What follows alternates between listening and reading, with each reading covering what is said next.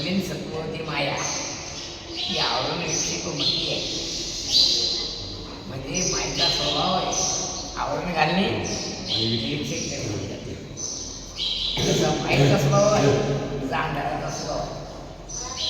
कारण सिनेमाचे चित्रमंदिर गेले हे अंधार पडल्याशिवाय सिनेमा दिसत नाही. सिनेमा म्हणजे विक्षेप, आवरण म्हणजे अंधार. मरीन सत्ववती माया आवरण विक्षेप निर्माण करणारी आहे असा अर्थ आहे. विक्षेप म्हणजे सिनेमा आणि आवरण म्हणजे अंधार.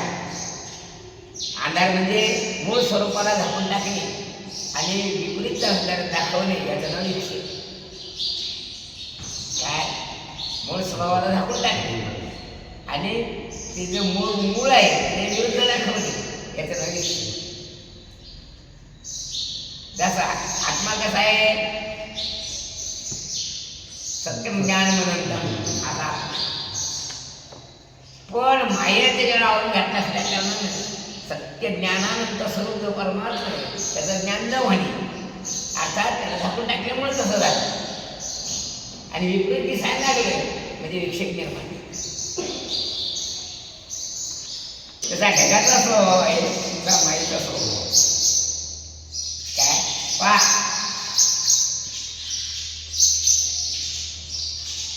निरुपम नित्य निरवशिते ते खंडे. निरुपम ज्याला उपमा देता येते. निरुपम निरवशक म्हणजे अंशांशी भाव ज्याच्या ठिकाणी नाही असा निरवश असणारा परमात्मा. कारण निरवश असणारा पदार्थामुळे बघत वेगळं असतं. अखंडे त्या शब्दात केलं अखंडे म्हणजे अखंडे म्हणजे भेदरहित. निरुपम नित्य निरवशते ते खंडे मयी चित्ती सर्व विकल्पना विश्वनी असा जो परमात्मा. पण घटयते जगदीश जीव भेदम पण ती त्याच्या ठिकाणी काय जगत ईश जीव असे भेद निर्माण करते का लोकांना भासवते.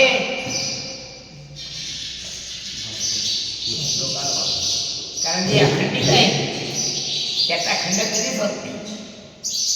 काय ते जसं ते गरज आहे फक्त लोकांना भास निर्माण करायचं. काय उदाहरणार्थ शंख पांढरा आहे का पिवळा आहे. पांढरा आहे पण कावेरी नावाच्या वृक्षाने तो पिवळा दिसत नाही. काय तो पिवळा दिसला म्हणजे पिवळा झाला का भासला का आहे भासला. भाती प्रिय हे चैतन्याचे अंश आहे. ही एक गाठ आहे.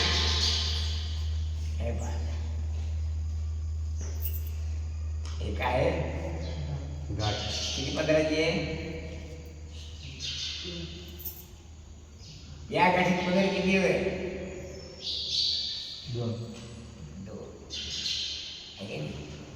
तर ब्रह्म आणि माया या दोघांची गाठ. चित म्हणजे चैतन्य अचित म्हणजे माया. चिद चिद ग्रंथी असे याला म्हणतात.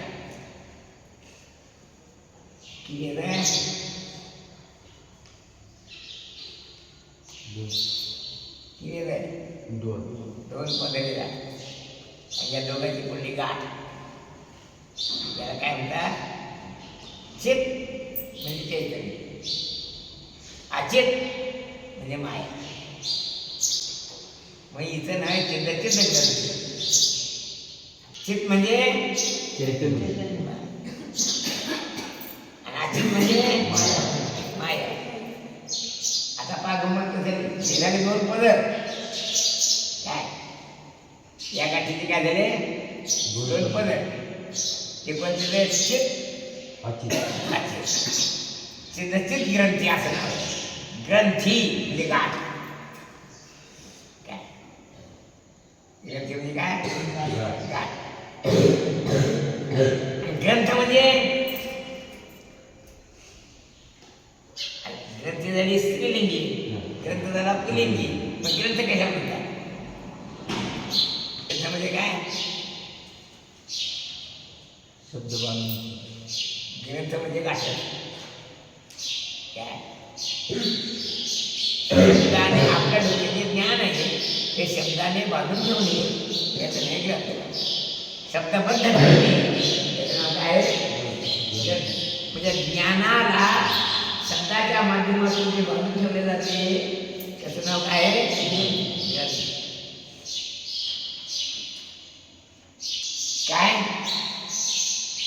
तेव्हा ऋषी मुनींनी दीर्घदृष्टीच्या लोकांनी आपल्याला जे ज्ञान झालं ते ज्ञान त्यांनी एका कागदावर शब्दाने बांधून ठेवलं. मग त्यात नाही ग्रंथ. काय?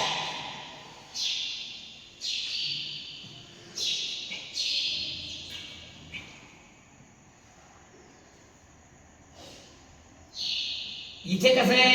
चित्त आणि अचित या दोघांची पडी गाठ. याला चिदचित ग्रंथी म्हणतात. विद्यते हृदय ग्रंथी ही का तुकाराम महाराज सांगता संदेहाच्या सुटल्या गाठी झालो कोटी शीतळ. इथे सुद्धा ग्रंथी म्हणजे गाठ हात शब्द लिहिला आहे. काय झालं? ग्रंथ म्हणजे गाठ. संदेहाच्या सुटल्या गाठी, संदेहाच्या सुटल्या गाठी झालो कोटी शीतळ.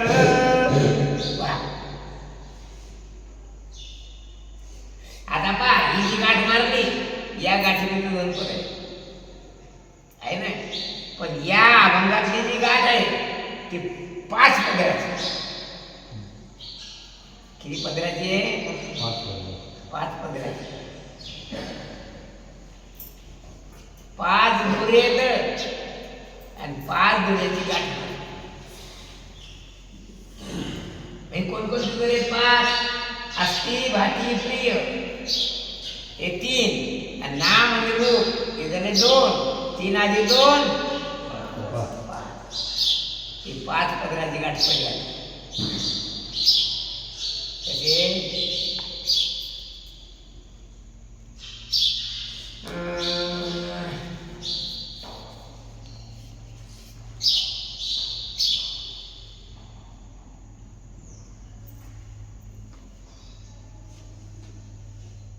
शंकराचार्यांनी ब्रह्मसूत्र भाष्य लिहिलं. त्या भाष्यामध्ये सुरुवातीला जे लिहिलं त्याचं नाव आहे अज्ञान भाष्य. त्या अज्ञान भाष्यात त्यांना असं लिहिलं, अहमेदम ममेदम इति नैसर्गिकोयम लोकव्यवहारा. आम्ही आहे, माझा आहे आणि लोकव्यवहार आहे. नैसर्गिक लोकव्यवहार नसे स्वाभाविक लोकव्यवहार आहे. काय?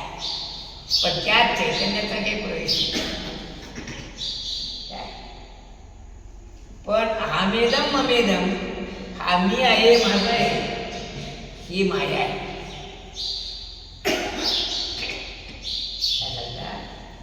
असं धरा की ज्ञानी पुरुषाचं जेव्हा ज्ञान होते तर व्यवहार तसा राहतो. पण त्या ज्ञान असल्या कारणात तो तर गुंतत नाही. हे विशेष काय? व्यवहारात फरक पडत नाही. काय सांगतो? भावाला दादाच म्हणतात, बापाला बाबाच म्हणतात, आईला आईच म्हणतात, बहिणीला बहीणच म्हणतात. पण त्या व्यवहारामध्ये जे आकर्षण असते ते नसतं. याबद्दल रंगात मला सांगत असत. काय सांगत असत? आपली बहीण देवळं पटणाला दिली. दगड्या घरी आला की गौऱ्याला आढळलं दादी येत्या कधी त्याचा करणं झाला का नाही? काय नाही? दगड्याचा घरी आला त्या गौऱ्या पावसार करून काय पहिलं साखर मिळेल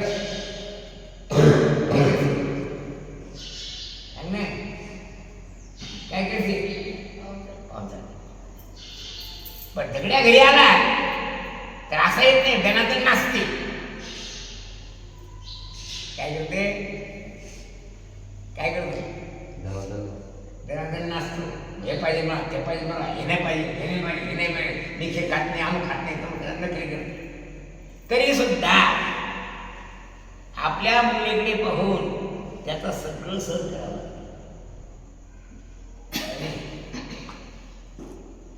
असं म्हणतात प्रपंचात जावाई म्हणजे काय एक दुसऱ्या नवरात असते. साधू का नाही? आता समजा तुझं बरकाच्या घरी गेला इथल्यासारखा राहतो का?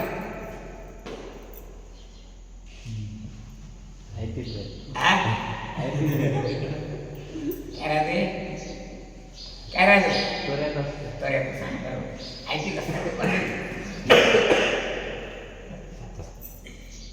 पण गमत अशी झाली की सासऱ्याचे जावायचे संबंध तसेच राहिले पण पोरगी मरून गेली. काय झालं? पोरगी मरून गेली. जावाई सासऱ्याच्या घरी जातच होता. फरक काय पडला ना? पहिला तोरा राहिला पावसाळा होत होता. अरे की नाही व्हायचं अशी मजा काही करायची. पहिला तोरा राहिला नाही. तसं हे ज्ञान झालं असता पहिला तोरा राहत नाही. संबंध सारखे घरात ते फरक नाही पडत. असं काय तो सांगतो आपलं ज्ञानेश्वर आहे सोळाकी. त्याची सासू पहिले लोण्याच्या घरी दिली. एक गावात लोण्या डवक्या गावात लोणे डवक्या त्याच्या घरी दिली. पुढे काळात काही फारकत नाही. हा लोणे त्याच्या घरी जातो होता. एकदा योगा मी तिथे गेलो हा देणार मार्च तू काय लाभ म्हणलं का दड्या? चल मी काय म्हणलं तू गेला तेव्हा आपण सगळे नाही विचार बाबा आपलं काही म्हणत नाही म्हणे. अर्थात जिच्या जेव्हा राईट करत होता तिच्यावर हक्क केला पण प्रेमाचे संबंध असल्या कारण येणं जरा सोडा. काय झालं? पण पहिल्या येण्यातून आता गेलं फरक पडला. तो जो जोर असतो तो निघून गेला. काय नाही? काय झालं? तसं हे ओळखून घेतलं की या प्रपंचामध्ये 5 जण राहतात. कोणकोणते? अस्ति भाती प्रिय नाम आणि रूप. पण असं ध्यानात आलं नाम आणि रूप हे माईचे आहेत. अस्ति भाती प्रिय चैतन्याचे अंश. त्यामुळं मायेच्या बद्दल असलेलं आकर्षण ते निघून गेलं. काय झालं? ओळखलं. काय ओळखलं? हा धनगर आहे म्हणून. काय एक गोष्ट अशी एक सोनार आणि एक धनगर तीर्थयात्रा निघाली. जाता जाता जाता नाशिक सारख्या गावात धनगराने भूक सोनाराला भूक लागली. कहो पद्दार आता कसं काय करायचं? ते म्हणे तू मी जसं करतो तसं करायचं. काही बोलायचं नाही. त्या कोपऱ्या धर्मशाळेत त्या ब्राह्मणाचं जीवन आहे. मग सोनार तर पहिले समजा आम्ही जर धोते नसतं तसे नसतात. सोनार ते काय असं इकडे खोसत नाही आडवण असतात खोसत नाही ते पण तशी असते सोनार होतं वेगळ्या दारून असते सोनाराच्या. याने काय केलं स्वतःची बिर्याणी धनगराच्या गळ्याला अडकून असते आणि मी जसं करतो तसं करू नये. पण गंमत झाली त्या पाय घ्यायच्या घाई गर्दी ते धनगर बसले त्या कोपऱ्यात सोनार बसले या कोपऱ्यात. आता हे सगळे कपडे त्या ब्राह्मणाकडे ब्राह्मणच बसा बसायला सगळे बसले जेवायला. आता गंमत असं झाली की हा जो सोनार होता सोनार हुशार होता. ते ब्राह्मण लोक जसे करता आपण फिरणं अमुक करणं तमुक करणं सगळं पद्धतशीर केलं त्याने. घरात काही समजलं नाही त्याने सगळ्यांनी त्याला काढायला. काय शेजारचा भटजी काय म्हणते ए धनगरा आता त्या धनगरावर म्हणजे ओळखलं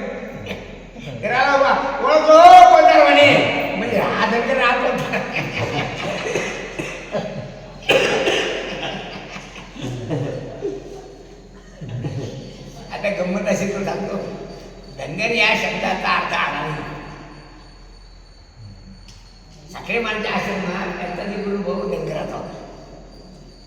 काय त्याचं काही चुकलं की महाराज धनगर म्हटला तर म्हणजे मी आहे. म्हणजे धनगर म्हणजे या शब्दाचा अर्थ काय होतो? अडाणी, पाळवटे. मग ते सध्या भरणी त्याला म्हणाले धनगरा, त्याला म्हटलं मी धनगर आहे. दोघं ते धक्के म्हणून कळून दिले पडतील.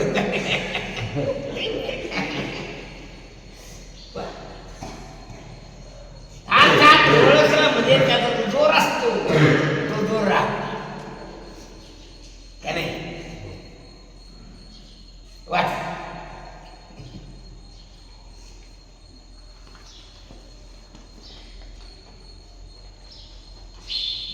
अस्थि भाषी प्रिय हे चैतन्याचे अंश आहेत आणि नाम व रूप यांचा भास हे मायेचे अंश आहे. असे पाचांची मिश्रण म्हणजे हे जगत आहे. या नाम रूपामध्ये चैतन्य व्यापक आहे पण चैतन्यामध्ये नाम रूप नाही. चैतन्यात अस्थिभाती प्रिय 3 अंश चैतन्याची. कशात? मायेत. नाम रूपामध्ये चैतन्य समव्याप्त भरलेलं आहे. प्रत्येक रूपामध्ये व प्रत्येक नावामध्ये चैतन्याची व्याप्ती आहे. पण जिथे जिथे चैतन्य ते नामरूप आहे तर असं नाही. जसं जागृतीमध्ये सुषुप्ती नसते, असते. स्वप्नामध्ये जागृती नसते, असते. म्हणजे स्वप्नामध्ये जागृती नाही, याचा अर्थ जागृती व्यभिचारी आहे आणि चैतन्य व्यापक. जागृती, स्वप्न, सुषुप्ती तिन्ही अवस्थेत चैतन्य आहे. जाग्रत, स्वप्न, सुषुप्ती स्फुटतरा या सर्व विजृंभते या ब्रह्मादिपीलिकांत गुणशुभ प्रोता जगत साक्षिणे अस्थिभाती प्रिय नामरूप भास नित्यानंद रूप नित्यानंद स्वरूप असं चैतन्य या सगळ्यामध्ये व्यापक. पण नाम म्हणजे रूप हे व्यभिचारी आहे. म्हणजे चैतन्यामध्ये यांची व्याप्ती नाही, चैतन्याची व्याप्ती आहे. कसं आहे लक्षात घ्या. बैल जर झाली त्याची गव्हाणीच असते का नाही? पण किती दिवस असते गव्हाणीची?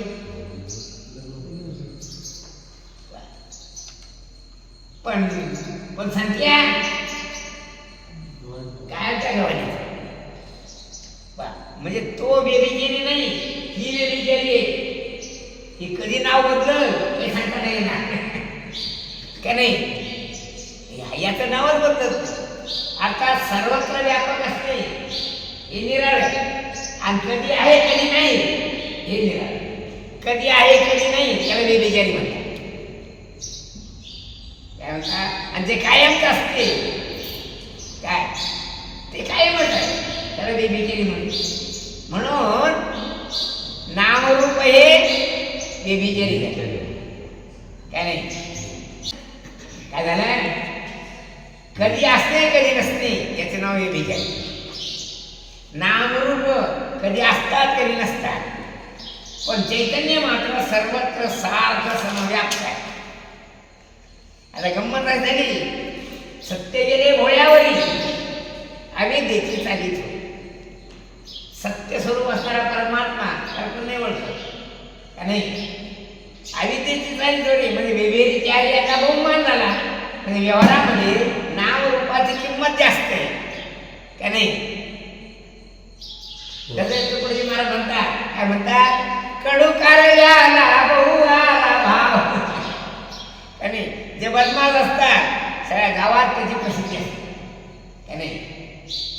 असं देणारा तुम्ही ओळखत मास. मग नाम रूपाला भाव जास्त आला आणि चैतन्याला पुढे नाम रूप हे व्यभिचारी आहे पण व्यभिचारी कधी आहे कधी नाही. स्थिती काळात आहे, उत्पत्ती काळात आणि प्रलय काळात नाही. हे ध्यान ठेवा. काय? प्रलय काळात नाही, उत्पत्ती काळात नाही, स्थिती काळात आहे. म्हणून कधी नसते कधी असते याचं नाव आहे व्यभिचारी. पुढे पण अज्ञानी यामध्ये नामरूपांचा बोलबाला आहे. चैतन्याचे ज्ञान कोणासच नाही. चैतन्य नित्यानंद स्वरूप आहे. त्यास कोणीच जाणत नाही. पुढे श्री भगवान महाराज म्हणतात, विठ्ठल विठ्ठल या नावाचा जप केला असता हे नामरूपात्मक जगत मिथ्या आहे असं घ्या ना. काय असंच एक आभार माग आपल्याच्या काय कर हरी बाबाकडे. त्याच्या अगोदर काय स्वयंसिद्ध ब्रह्मत्व आहे. एकाकडे हरिजप कर. तसं विठ्ठल विठ्ठल या नावाला जप केला असता हे जगत मृदगाप्रमाणे मिथ्या आहे हे तिच्या ध्यानात. कुंडली